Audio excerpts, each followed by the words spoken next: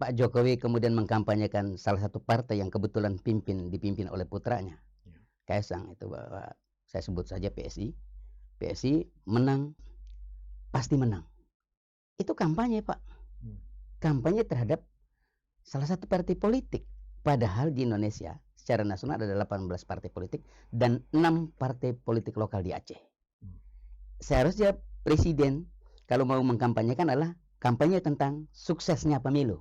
20 hari ke depan menuju tanggal 14 Februari tahun 2024 terhitung dari hari ini, ada sesuatu yang mengkhawatirkan terhadap negara kita. Dan itu pemicunya adalah orang nomor 1 di Republik ini. Kita secara tegas harus menyampaikan kepada Pak Jokowi, sebaiknya beliau sekarang mengajukan cuti sebagai Presiden Republik Indonesia sampai dengan ditetapkannya hasil Pilpres dan Pileg di bulan Maret tahun 2024 oleh Komisi Pemilihan Umum Republik Indonesia.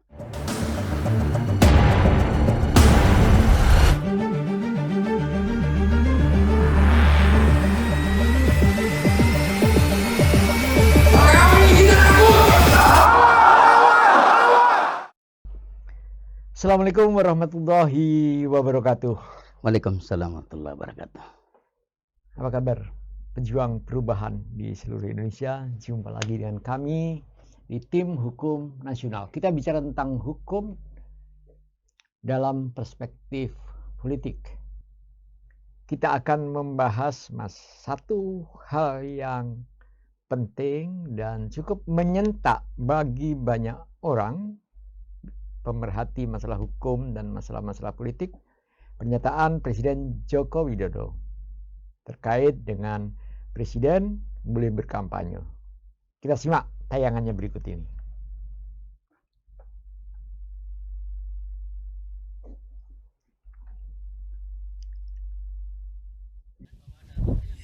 Kan hak demokrasi, hak politik setiap orang, setiap menteri sama saja. Yang paling penting presiden itu boleh loh kampanye.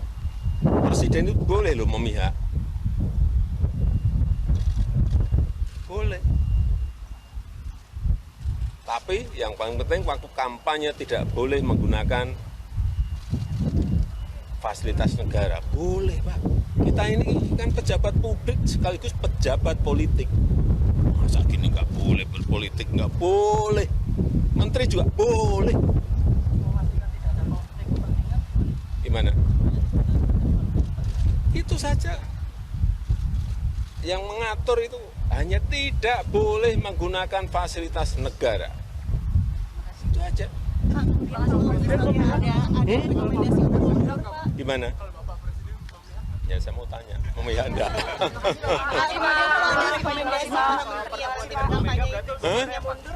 Apanya? Ada banyak rekomendasi agar menteri-menteri yang berkampanye. Semua itu pegangannya aturan. Aturan, kalau aturannya boleh ya silahkan. Kalau aturannya nggak boleh, tidak. Udah jelas itu. Jangan di ini loh, presiden tidak boleh ini. Boleh berkampanye itu boleh. Terima kasih Bapak. Memihak juga boleh.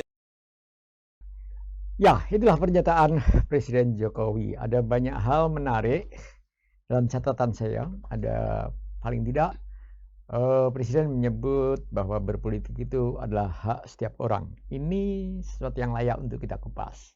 Kemudian Presiden juga mengatakan sebagai pejabat publik dan pejabat politik.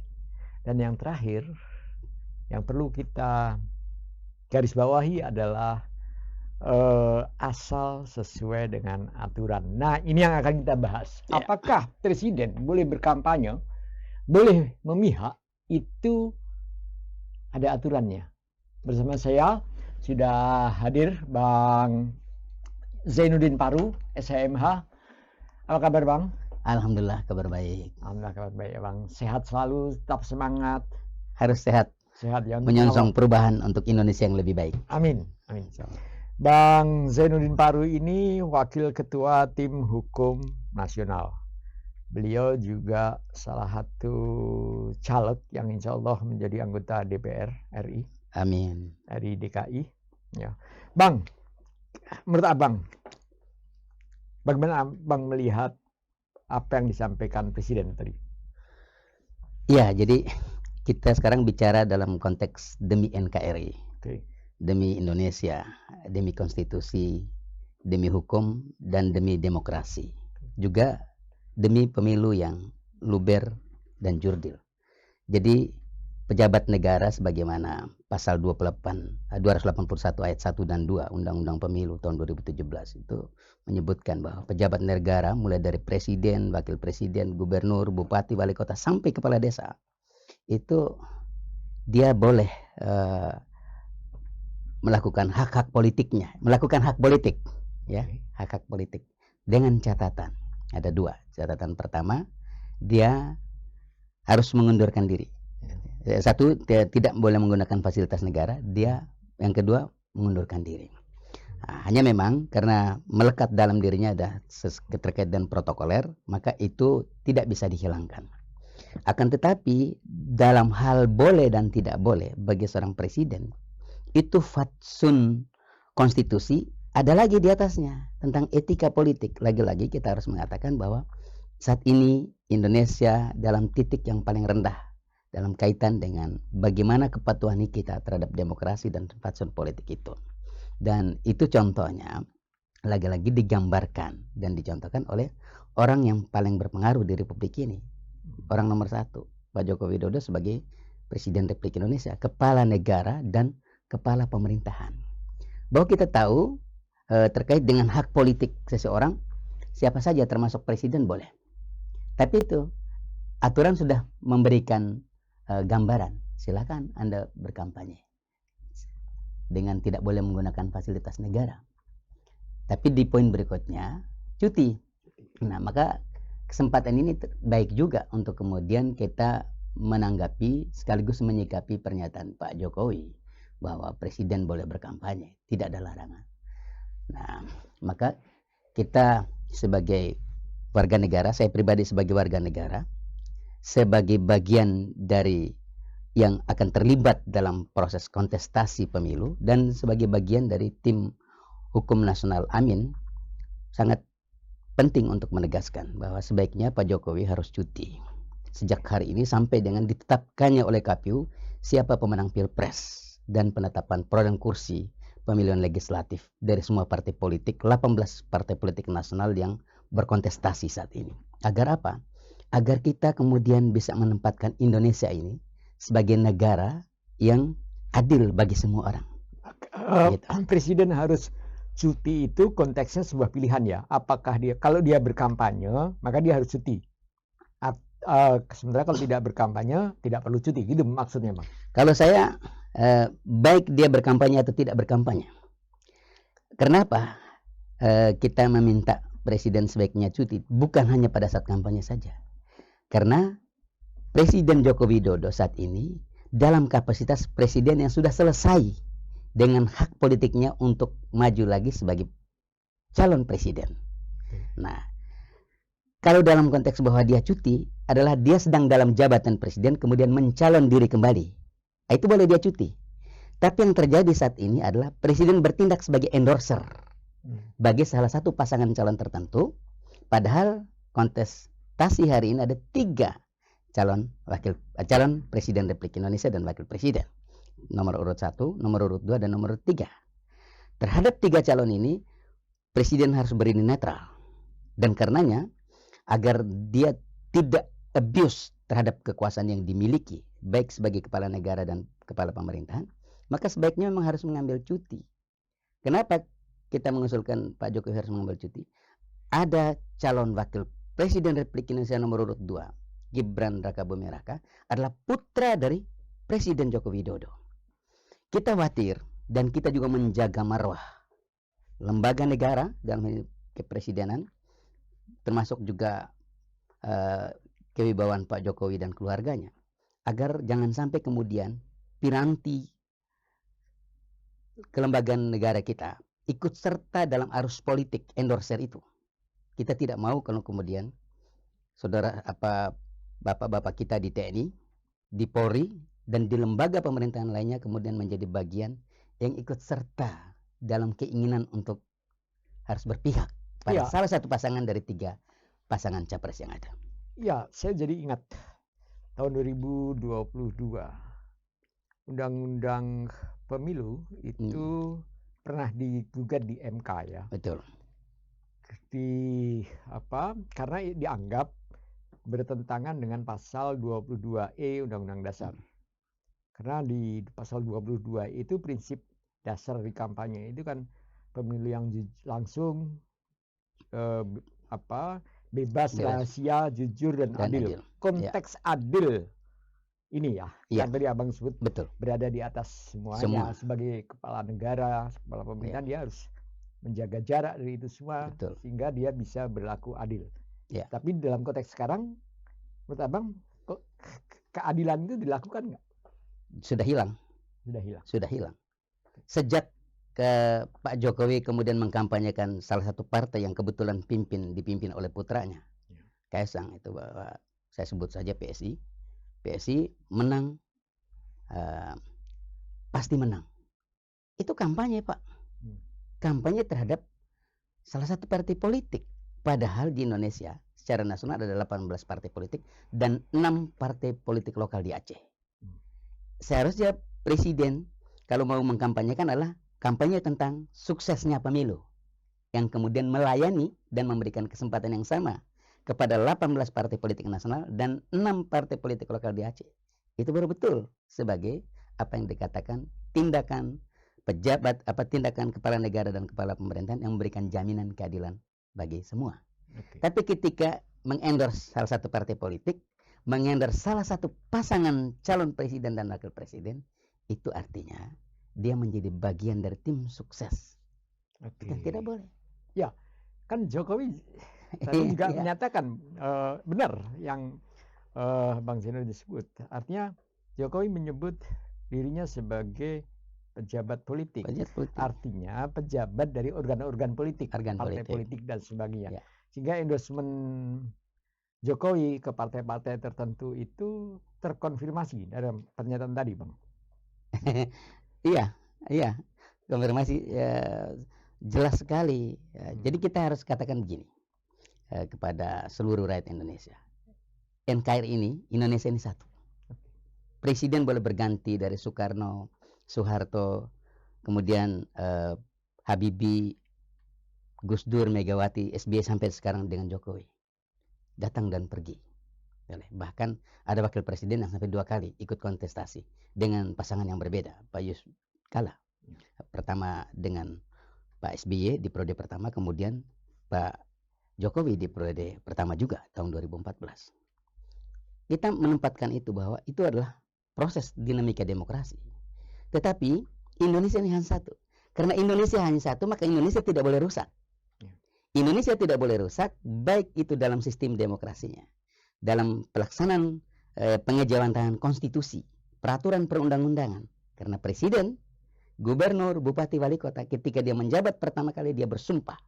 Kalau dia karena sebagai seorang agama Islam, maka di bawah naungan kitab suci Al-Quran dia mengatakan akan menjalankan tugas konstitusi kenegaraan dengan melaksanakan undang-undang sebaik-baiknya, seluruh-seluruhnya dan seadil-adilnya. Kita melihat presiden sudah mulai bengkok. Oke. Saya mau mencicipi kopi saya dulu. Karena kopi itu seringkali di permukaan nampak manis, dan setelah kita hisap rasa pahit. Seringkali pernyataan-pernyataan itu manis, tapi kemudian kalau ditelaah secara legal itu menyimpan banyak masalah. Gitu ya, Bang? Bahwa ya benar, semua orang punya hak politik dalam negara demokrasi. Tapi ada jabatan-jabatan tertentu yang membuat seseorang kehilangan untuk sementara hak politiknya. Kalau katakan semua orang punya hak politik, militer juga punya hak politik dong, boleh memilih dong. Tapi kan tidak seperti itu. Tidak boleh.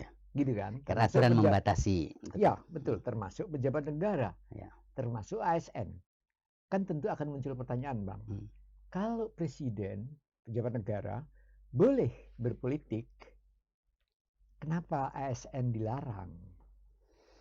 Ini rakyat bisa bertanya seperti itu kan, Bang? Jadi pernyataan presiden harus kita koreksi bahwa pejabat negara boleh berpolitik, iya. Tapi pejabat negara dalam konteks dia dalam jabatan struktur partai politik. Pak Jokowi bukan ketua partai, bukan ketua pembina atau dewan pembina partai politik. Ya. Sehingga dia pun tidak ada jatah cuti untuk bicara tentang kampanye partai politik atau jatah cuti untuk berbicara tentang pasangan calon presiden. Kalau pada periode pertama 2014 Pak Jokowi terpilih, kemudian 2019 beliau maju kembali, disitulah dia dia bekerja dalam konteks berpolitik untuk dirinya maju pada periode kedua. Ada jatah cuti di situ. Ya. Sebagaimana yang dimaksud pasal 281 ayat 1 dan 2 Undang-Undang Pemilu 2017. Ya. Tapi sekarang tidak ada jatah itu. Karena Pak Jokowi bukan juga pengurus partai politik, pimpinan partai politik, dan bukan juga calon yang maju kembali. Sehingga tidak ada hak cuti. Oke. Tidak ada hak cutinya. Dan memang yang seperti yang Abang sampaikan tadi bahwa dalam sejarah Republik ini pasca reformasi, setiap incumbent itu ketika dia mencalonkan diri lagi pasti menang. Ya. SBY periode pertama, kemudian dia bisa atau dicalonkan kembali dan dia menang. Jokowi juga sama. Ini karena tadi ya yang Abang sebut, karena jabatan presiden itu kan semuanya melekat ya. Melekat. Sehingga publik ngertinya ini presiden. Dan rakyat di negara ini juga patuh kepada kepala negara, gitu kan, sehingga akan terpilih lagi dan sebagainya. Jadi ada potensi untuk penyalahgunaan wewenang nggak dalam konteks itu, Bang? Kalau saya bukan lagi potensi, sudah terjadi. Sudah terjadi. Dan itu sejak awal. Ketika istana sudah mulai berbicara tentang 3 periode, berbicara tentang perpanjangan jabatan presiden, itu udah bukan lagi potensi, udah menyalahgunakan, dan itu melanggar konstitusi. Oke. Sebagai ketua tim hukum, apa yang perlu dilakukan dalam konteks hukum?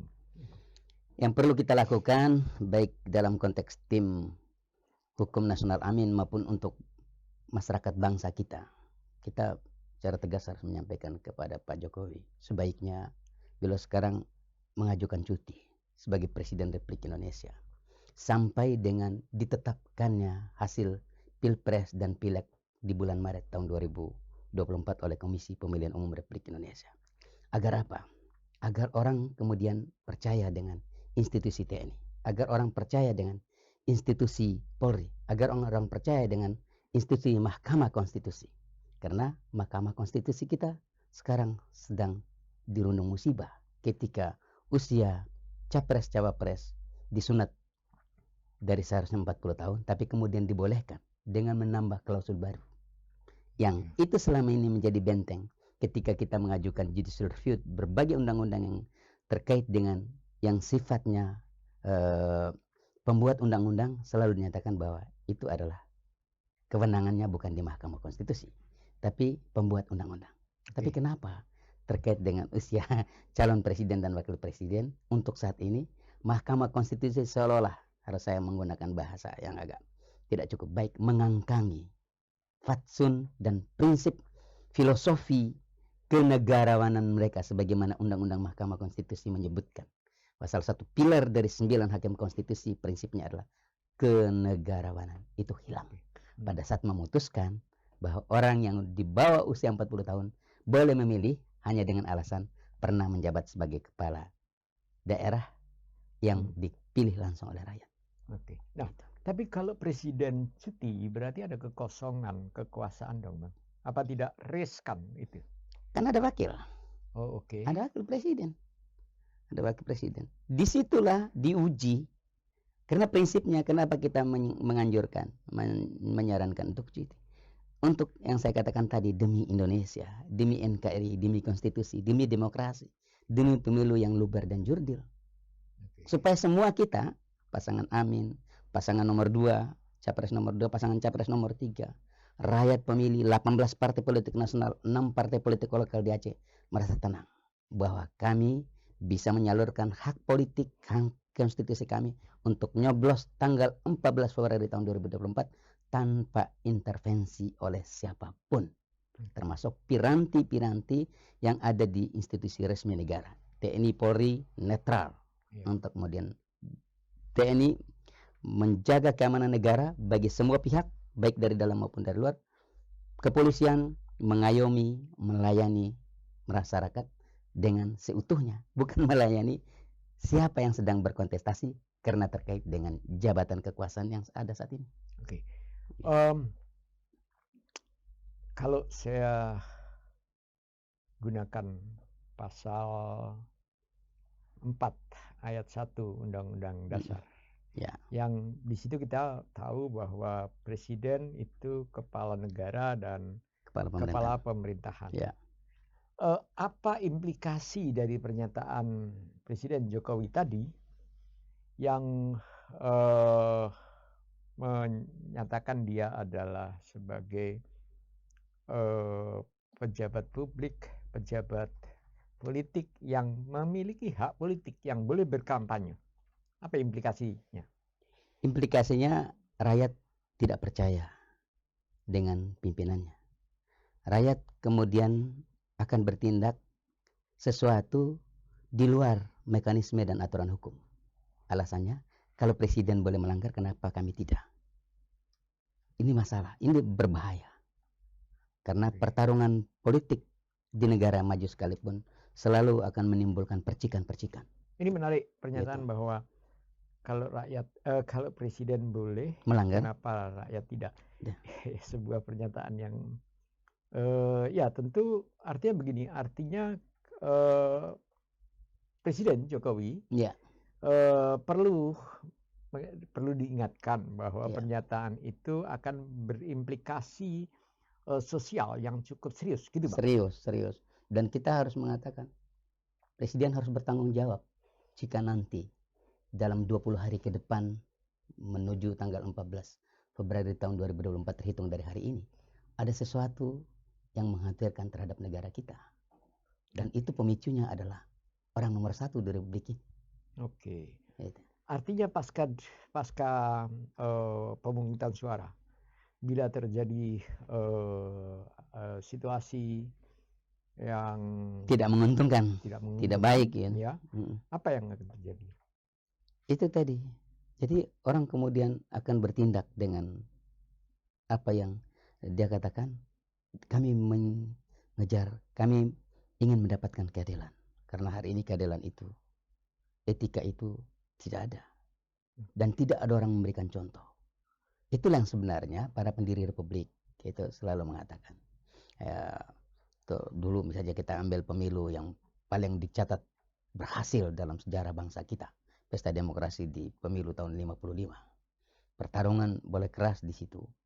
Perdebatan politik keras sekali. Bahkan di sana jelas partainya partai ideologis, partai ada NU, ada Masumi, ada Katolik, ada Parkindo dan segala macam. Tapi tidak menggadaikan kekuasaan. Tidak kemudian dia menjadi endorser salah satu dari pejabat negara saat itu sebagai presiden, tidak memposisikan diri jelas-jelas untuk kemudian berpihak kepada salah satu partai. Walaupun saat itu Bung Karno ketua PNI. Gitu. Tapi dia memposisikan diri karena sebagai pejabat partai dia bicara dalam konteks partai untuk menang. Tapi dalam posisi sebagai presiden Republik Indonesia, maka dia bukan memenangkan partainya, tapi memenangkan Indonesia agar aman. Tidak boleh ada kekacauan, keributan karena pemilu yang tidak luber dan jurdil.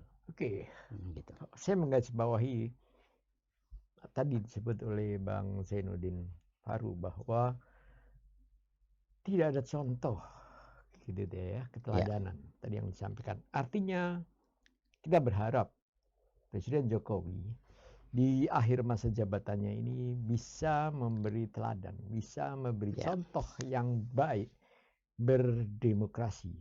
Kalau boleh mundur sedikit, 2014 Presiden SBY waktu itu menarik diri dari hiruk-pikuk politik ya. Dia tidak terlibat secara langsung, tidak mengendorse tadi istilah Abang tadi ya. Dan itu menjadi teladan yang baik. Betul. Bahkan Pak SBY waktu itu sampai kemudian mengganti Kasat. Oke. Ya, tidak salah Jenderal Budiman ya. Kasat waktu itu yang sudah mulai berbicara tentang kontestasi pemilu. Dan mungkin dilihat ada kecenderungan kepada salah satu kandidat. Sampai kemudian diganti. Gitu.